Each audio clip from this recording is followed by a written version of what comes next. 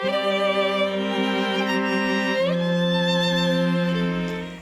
මම සාමාන්‍යයෙන් වීඩියෝ එකක් දාන දවසක් වුණාට ඇත්තටම අද මට වීඩියෝ එකක් කරන්න තරම් මූඩ් එකක් නැහැ.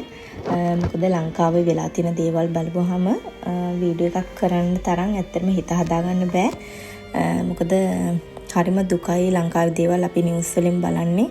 ගොඩක්ම ලංකාව ගැන දුක හිතෙන්නේ දැනෙන්නේ ලංකාවෙන් පිට ඉන්නකොට.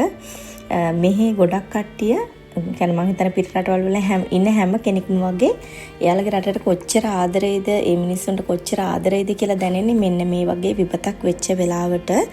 ඉතින් මේ වගේ ලස්සනට තිබුණු රටක් අද හැම තැනම බලන්න බැරි තරම් විනාශ වෙලා මිනිස්සු මැරිලා සත්තු මැරිලා දේපල විනාශ වෙලා ඉතින් ගන්න දෙයක් නැති තැනට ඇවිල්ලා මෙහෙත් ගොඩක් කට්ටිය කෑම බීම වියලි ආහාර ඇඳුම් මේ වගේ දේවල් එකතු කරනවා සල්ලි එකතු කරනවා ලංකාවට සහනාධාර විදිහට යවන්න.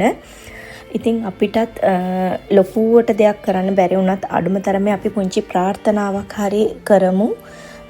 ලංකාව ආපහු තිබුණ තත්ත්වෙට ඉක්මනින් ගන්න පුළුවන් වෙන්න. ආයෙත් මේ වගේ විපත් වෙන්න එපා. ලංකාවට විතරක් නෙමෙයි ඇත්තටම ලෝකෙ කොහෙටවත් මේ වගේ විපත් වෙන්න එපා කියලා ප්‍රාර්ථනා කරමු. මොකද මිනිස්සු ජීවිත කාලෙම දුක් මහන්සි වෙලා හරි හම්බ කරගත්ත දේවල් ගොඩනගාගත්ත පවුල් මේ හැම දෙයක්ම සුණු විසුණු වෙලා ගිහිල්ලා ඉවරයි. ඉතින් අපේ ගෙවල් දොරවල් මොනවා වෙලාද දන්නේ නැහැ. අපි දැන් ලබන සතියේ තමයි ලංකාවට එන්නේ. ආවහම තමයි දැනගන්න වෙන්නේ. මොකද ෆෝන් එහෙම කාගේවත් වැඩ නැහැ.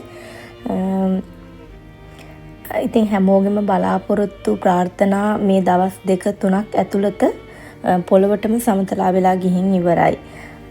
ඉතින් මේ ස්වභාවික විපත් කාටවත් නතර කරන්නත් බෑ. ඒකට කාටවත් එරෙහිව නැගී සිටින්නත් බෑ. මෙන්න මේ වගේ පූජනීය ස්ථානවලට ගිහින් පුළුවන් නම් ප්‍රාර්ථනා කරන්න. ඇත්තටම ආයෙත් මේ වගේ දේවල් වෙන්න එපා.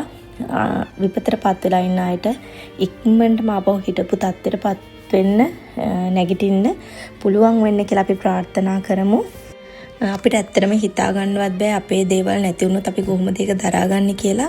I think ඒ විදිහටම තමයි ඒ දේවල් නැති වෙච්ච ඇත්තට මේ අත්දැකීම විඳින මිනිස්සු කොහොමද ඒ දේවල් දරාගන්නේ කියලා අපිට හිතින් හිතලවත් ඉවර කරගන්න බෑ.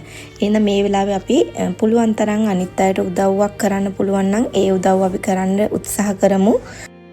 හැමෝටම පරිස්සමින් ඉන්න ලැබෙන්න කියලාත් මම ප්‍රාර්ථනා කරනවා.